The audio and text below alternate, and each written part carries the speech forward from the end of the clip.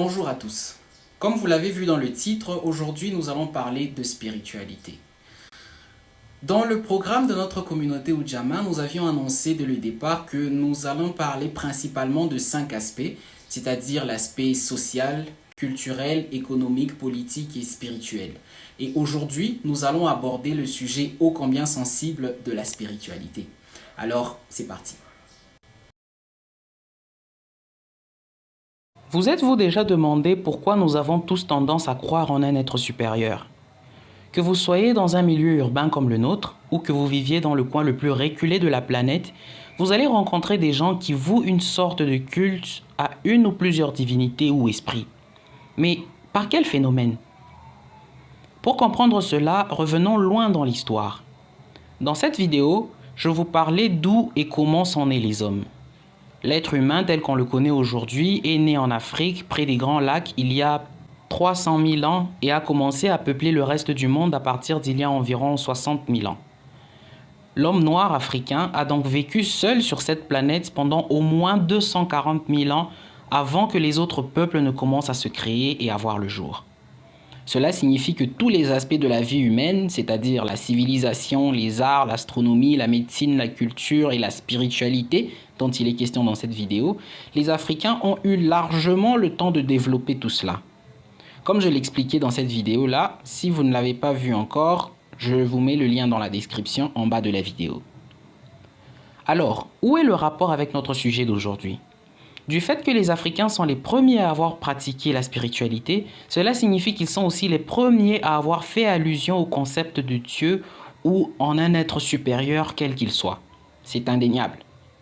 Alors, pourquoi et comment les hommes ont-ils pensé qu'il y aurait un ou plusieurs êtres au-dessus d'eux dans des lieux infranchissables par l'homme? Lorsque les hommes venaient de voir le jour, ils n'avaient rien de différent des animaux qui ne prient pas, qui ne vont pas à l'église ou au temple et qui n'ont aucune admiration devant la complexité de la nature et de l'univers. Mais au moment où l'homme est arrivé sur Terre il y a 300 000 ans, le cours de l'existence allait être radicalement changé parce que l'homme, dans sa curiosité, a toujours voulu découvrir les causes de chaque effet. Mais du fait que la technologie à cette époque n'existait pas encore ou elle était encore très primitive, c'était impossible pour ces gens de connaître la forme exacte de la Terre ou à quelle distance sont les étoiles de la Terre par exemple, ou encore comment les phénomènes naturels arrivent à se produire.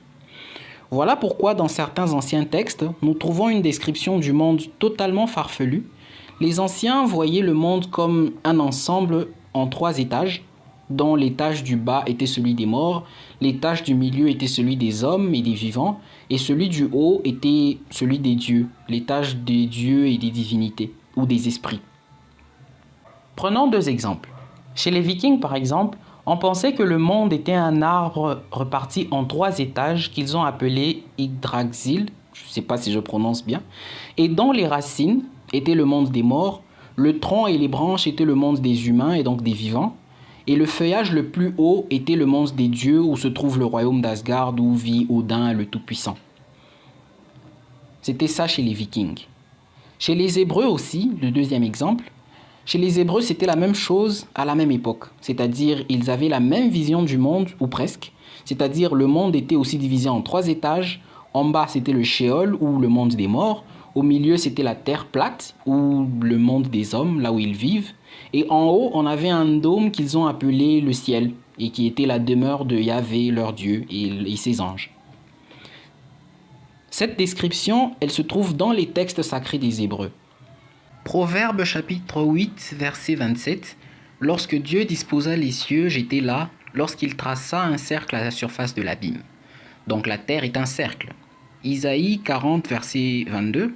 C'est lui qui est assis au-dessus du cercle de la terre, et ceux qui l'habitent sont comme des sauterelles. Il étend les cieux comme une étoffe légère, il les déploie pour en faire sa demeure. Donc, on comprend que la terre est un cercle, comme on le voit sur cette image, et au-dessus, on voit un Dieu qui est assis sur ou au-dessus du cercle de la terre et qui voit les hommes comme des sauterelles.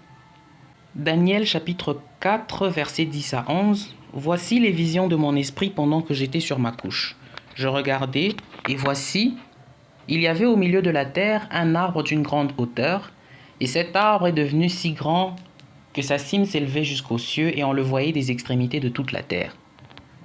En lisant cela, on comprend clairement que si on plantait un arbre au milieu de cette terre plate, non seulement il pourrait atteindre le ciel qui est solide là, mais en plus on le verrait des extrémités de la terre.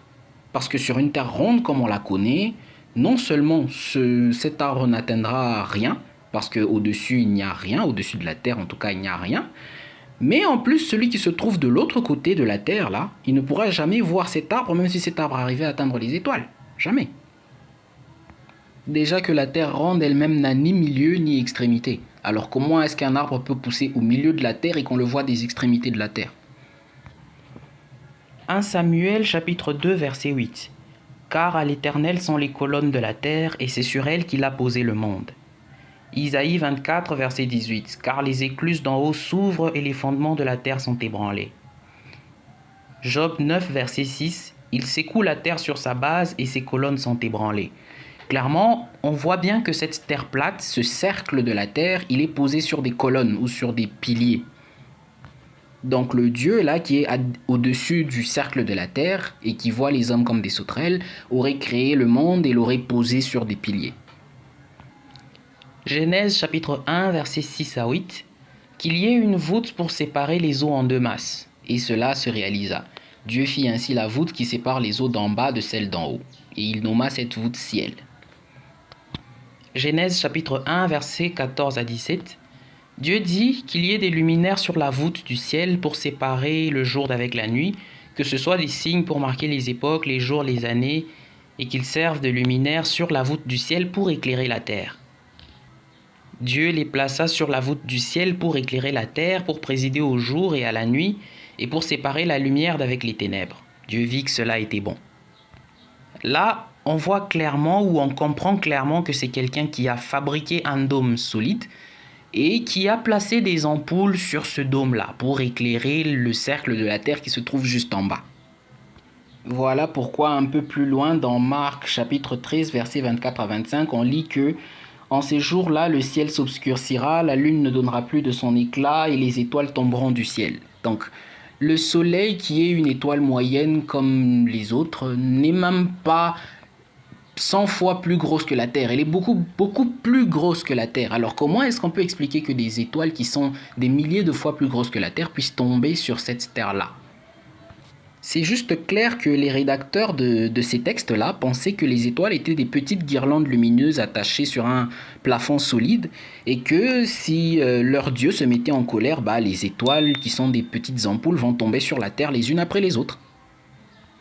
Et la confirmation de ce plafond ou de ce toit solide vient dans Job 37 verset 18 où il est dit « Peux-tu comme lui, donc comme Dieu, étendre les cieux qui sont aussi solides qu'un miroir de fonte ?» La fonte, c'est du métal. Et le métal, il est beaucoup plus dur que... Voilà, donc c'est clair que la vision du monde des Hébreux était telle que c'est représenté sur l'image. Et finalement, dans le monde souterrain, on a une fosse qui engloutit les morts que les Hébreux ont appelé le Sheol. Et cela est confirmé dans Nombre chapitre 16, versets 31 à 33. Comme il achevait de prononcer ces paroles, la terre sous eux se fendit. Elle ouvrit sa bouche et les engloutit avec tous leurs biens. Ils descendirent vivants dans le Sheol et la terre les recouvrit et disparurent. Le Sheol est parfois traduit dans d'autres traductions de la Bible comme étant le séjour des morts. Donc c'est le séjour des morts qui est sous les pieds, qui est en dessous de la terre, qui engloutit les gens pour les emmener justement dans le monde des morts. Donc la terre ou le monde est décrit selon les Hébreux comme toutes les autres civilisations à leur époque, c'est-à-dire un monde souterrain qui est le monde des morts, un monde terrestre qui est le monde des vivants et des hommes, et au-dessus un monde céleste où se trouvent les dieux, les divinités, les anges, les esprits et ainsi de suite. En fait, toutes les civilisations du monde à cette époque, ou presque, imaginaient le monde de la même façon, c'est-à-dire un monde en 3 étages. Que ce soit chez les Indiens, les Aztèques, les Babyloniens, les Chinois, les Arabes, tous voyaient le monde exactement de la même manière. Donc clairement, nous comprenons qu'à cette époque, les hommes décrivaient le monde selon leurs observations humaines. Par conséquent, Ils ont pensé qu'au-dessus des hommes, il y a des surhommes qui produisent le vent, la pluie, le tonnerre, le tremblement de terre, les volcans et ainsi de suite. Et ces surhommes, les ancêtres les ont appelés les dieux. Un dieu de la pluie, un dieu des mers, un dieu du tonnerre, etc. Voilà comment est née la spiritualité. Voilà pourquoi Karl Marx disait « L'homme projette par son imagination une version idéalisée de lui-même et nomme Dieu ce qui n'est que son propre reflet. » On peut donc définir la spiritualité comme étant l'explication du fonctionnement du monde grâce à une brève observation de la nature en donnant des déductions en fonction des connaissances des personnes qui l'observent. Et en même temps, le besoin d'entrer en contact avec les forces qui régissent cette nature.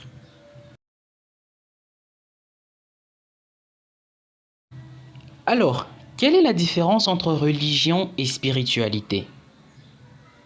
Certains diraient peut-être que c'est la même chose, mais en réalité, non. Quand on parle de la spiritualité, lorsque l'homme observe le monde dans lequel il vit, il est émerveillé et cherche à donner une explication à ce qu'il voit. N'ayant aucun outil scientifique à sa disposition, il utilise ce qu'il a, c'est-à-dire son observation limitée et son imagination. Il projette donc des dieux, des fées ou toute autre créature fantastique, et innocemment, ses observations et ses déductions, il les enseigne à ses enfants. Ainsi, une culture se crée autour de cet aspect et cette culture devient une tradition. Suivant cette logique, on en déduit que la spiritualité peut se définir comme étant l'explication du monde par l'homme en se basant sur ses observations et impliquant la croyance et l'attachement aux déductions faites par ces observations. C'est donc la science de la préhistoire. Alors que d'un autre côté, la religion, c'est l'homme en découvrant le pouvoir de la croyance et son impact dans l'existence, la vie et le comportement des êtres humains qui voit vite l'intérêt de s'en servir en politique. Les croyances sont donc organisées, hiérarchisées et mises au service d'un certain régime. La religion est née. Ceci est une manipulation consciente des forts pour soumettre les faibles en se servant de leurs croyances pour leur faire faire ce qu'ils veulent. Cela confirme le proverbe qui dit que celui qui peut vous faire croire des absurdités peut vous faire commettre des atrocités. Alors, les points distinctifs qui catégorisent la spiritualité et la religion. Premièrement, dans la religion, l'homme est rabaissé au niveau de créature, alors que dans la spiritualité, l'homme est une partie du créateur. Deuxièmement, la religion, elle est hiérarchisée, alors que dans la spiritualité, la connexion avec le surnaturel, elle est directe.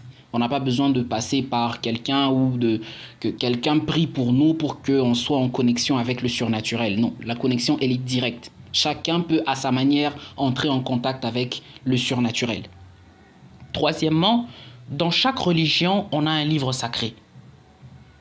Alors que dans la spiritualité, les préceptes sont dictés par l'observation de la nature et par les déductions que les hommes eux-mêmes en font. Quatrièmement, dans chaque religion, on a un code moral prédéfini, comme les 10 commandements par exemple. Alors que dans la spiritualité, c'est la conscience qui dicte la morale à chaque individu. Et finalement, cinquièmement, la religion, elle est dogmatique. C'est-à-dire, lorsque les choses ont été définies par un canon, par une organisation, eh ben, ces choses-là ne doivent pas être remises en question. Alors que dans la spiritualité, la connaissance évolue avec les circonstances. C'est d'ailleurs pour ça que dans la spiritualité, il est préférable de parler de connaissance plutôt que de croyance. Parce que dans la spiritualité, on observe et on déduit, alors que dans la religion, on croit tout simplement. Dans la religion, par exemple, on va vous apprendre que la lumière est apparue le premier jour, mais le soleil qui apporte la lumière est venu le 4e jour. On n'a pas besoin de se poser de questions, c'est comme ça, c'est fini. En bref, la spiritualité, qui est différente de la religion, c'est le chemin par lequel l'être humain passe pour sonder le Créateur. Et du fait que pour connaître un auteur, il faut étudier son œuvre, l'œuvre la plus parfaite que nous avons du Créateur, c'est sa création. Par conséquent, c'est en étudiant la création que nous connaîtrons le Créateur. J'en vois déjà qui s'agitent en disant que non, pour connaître le Créateur, il faut lire sa parole, il faut lire la parole de Dieu. Mais en fait, c'est faux, parce que nous avons des milliers de paroles de Dieu disséminées à travers le monde. Alors, quelle est la vraie parole de Dieu? Les hindouistes, par exemple, vous diront que la parole de Dieu, ce sont les Védas, et que tout celui qui conteste cela est dans l'erreur. Les chrétiens diront que c'est la Bible et que tout celui qui conteste est dans l'erreur. Les musulmans diront que c'est le Coran et que tout celui qui conteste cela est dans l'erreur. Les zoroastriens vous diront aussi autre chose. Les shintoïstes vous diront autre chose. Bref, quelle est la véritable parole de Dieu? Par conséquent, vu que nous savons tous que chaque créature a un créateur, et donc par conséquent, pour connaître le créateur, nous devons étudier ses œuvres, qui sont ses créatures, parce qu'au moins nous sommes certains que les œuvres qui sont la création, il n'y a aucun être humain qui a fait ça. Alors que les livres, n'importe qui peut écrire ça. Les livres qui sont les paroles de Dieu, n'importe qui peut écrire ça. Alors que la nature que nous connaissons, aucun homme n'a pu la faire. Par conséquent, vu que nous savons que la nature a été faite par un créateur, il faut donc étudier la nature pour arriver à sonder le créateur. Donc, en réalité, la meilleure manière d'atteindre le Créateur, c'est par la spiritualité, ou de manière moderne, on pourrait dire par la science. Car le Créateur se cache dans sa création. De la même manière que pour étudier le raisonnement ou la manière de penser d'un auteur, il faut étudier son œuvre, c'est-à-dire son livre ou la chose qu'il a inventée. De la même manière, pour connaître le Créateur, nous devons sonder, nous devons connaître ces créatures, les étudier pour ainsi connaître le mode de pensée ou le mode d'agissement du Créateur. C'est donc en étudiant la création que nous arriverons à connaître le Créateur. N'oublie pas de liker la vidéo et de t'abonner si ce n'est pas encore fait, et à très bientôt.